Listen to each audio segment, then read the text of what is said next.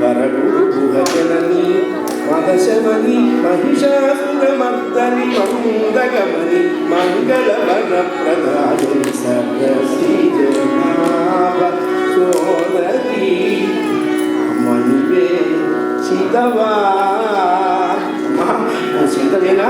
నువ్వు సీతమైతే మా ప్రయత్నం, మా శ్రమ, మా కష్టం అంతా ఫలించిందమ్మా. నమ్మా మేము రఘునాయకుని దూతలము, నమ్మా మేము రఘునాయకుని, నమ్మా మేము రఘునాయకుని దూతలము. మహీతరమైన ఎత్తగల అమ్మని సీతవా సీతవా సీతవా. మాను సీతమ్మవేనా? ఇక దిగులు లేదు, ఇక దుఃఖం లేదు, ఇక భయం లేదు, బాధ లేదు తల్లి. రావణాసురుడు ఎలా ఉన్నా సరే, వాడి తల పగలగొట్టైనా సరే నిన్ను రామచంద్రమూర్తి దగ్గరికి తీసుకెళ్తా. నువ్వు మా సీతవే కదా అంట. వీళ్ళందరి మాటలు విని ఆయన మీరు అనుకున్నట్లుగా నేను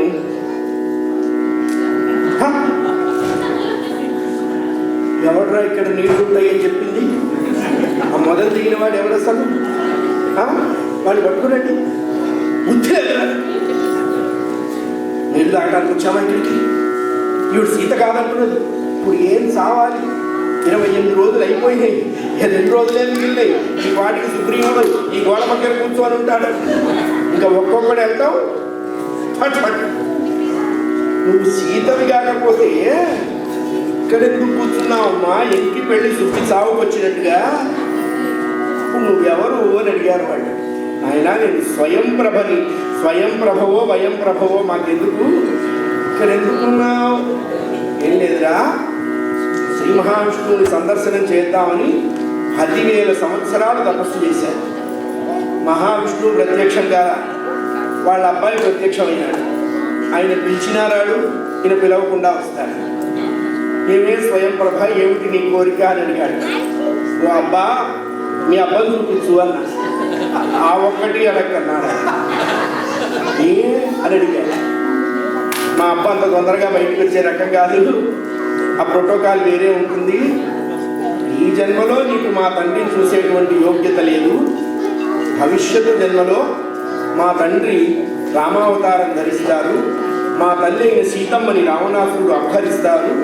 ఆ తల్లిని వెతుకుతూ కొన్ని కోతులు నీ దగ్గరకు వస్తాయి.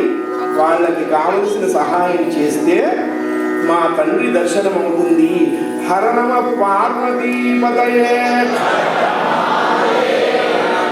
అని చెప్పాడయ్యా. అందుకని ఇక్కడ కూర్చున్నాను. నువ్వు కూర్చున్నావు, మేము పడుకుంటున్నాం. అయిపోయింది. నోట్లో తులసి తీర్థం పోసేవాడు కూడా లేదు, మాకు మేమే పోసుకోవాలి. ఇప్పుడు మేము పైకి ఎట్లా వెళ్తామని అడిగారు. మీకేం భయం లేదు, కళ్ళు మూసుకోండి. మీకేమన్నా ఇంకా కావాలంటే తినండి నాయన అని. కొంతమంది తిన్నారు, మళ్ళీ మూట కట్టుకున్నారు, మధ్య మార్గంలో పనికొస్తాయి. వీళ్ళంతా కళ్ళు మూసుకుంటే లిప్త కాలంలో వాళ్ళని శతయోజన విస్తీర్ణమైనటువంటి లవణ సముద్రం దగ్గర నిలబెట్టింది. రాజా రామచంద్ర భగవానికి ఈ కందకం దాటారు. ఎక్కడికి వెళ్ళారు అన్నారు. శతయోజన విస్తీర్ణమైన లవణ సముద్రం, 100 యోజనాలు.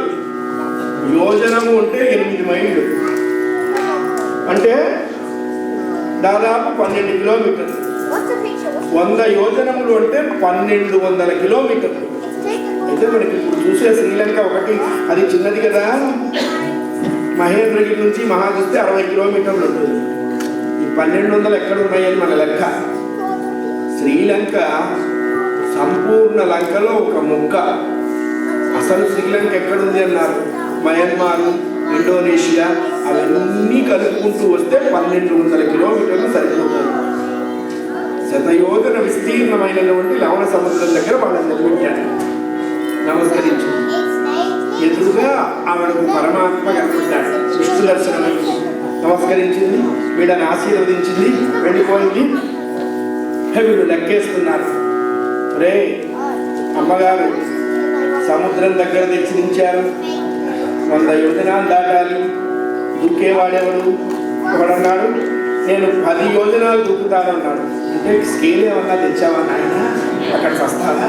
వెనక్కి ఇంకోడు 20 అన్నాడు, ఇంకోడు 30 అన్నాడు, ఇంకోడు 40 అన్నాడు, ఇంకోడు 99.9 అన్నాడు.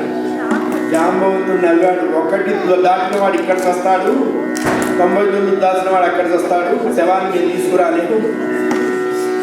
100 దాటేవాడు ఎవడో చెప్పండి. వీళ్ళకి ఒళ్ళు మండింది. నువ్వు దాడతావా నువ్వు దాడతావా నువ్వు దాడతావా అంటున్నావు, మా అందరికంటే పెద్దవాడు, నీ సంగతి ఏమైంది, నువ్వు దాటొచ్చుగా అన్నారు జాంబవంతుడు.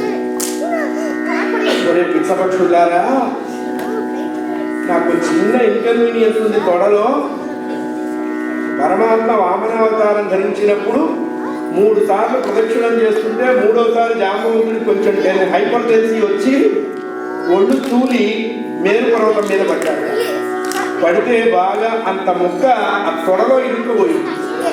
అది సర్జరీ చేసి పొడి తీసిన వాడిని. ఆ ముక్కతోనే నేను గెటాన్ అవుతున్నాను, ఈ కాలు ఎత్తడానికి ముక్క అడ్డం వస్తుంది కాబట్టి ఆమె సస్పెక్టింగ్ అని చెప్పాడు. ఎవ్వరూ దాటలేదంటున్నాడు. ఈ లోపల పెద్ద పర్వతం అలా కదిలి ముందుకొస్తున్నది. పర్వతం కంటే భయంకరంగా ఉంది. వీళ్ళు అనుకున్నారు సుగ్రీవుడు చంపటం లేదు, దాహంతో చావటం లేదు, ఇప్పుడు చావటం కాదు. ఈ పర్వతం మనల్ని ఎట్లాగూ తింటుంది, ఇప్పుడు మనం ఎలా రక్షించుకోవాలి అన్నారు. వెంటనే వాళ్ళకి రామచంద్రమూర్తి గుర్తొచ్చారండి. అయోధ్యవాసీ రామ్ దశరథ నందన రామ్, అయోధ్యవాసీ రామ్ దశరథ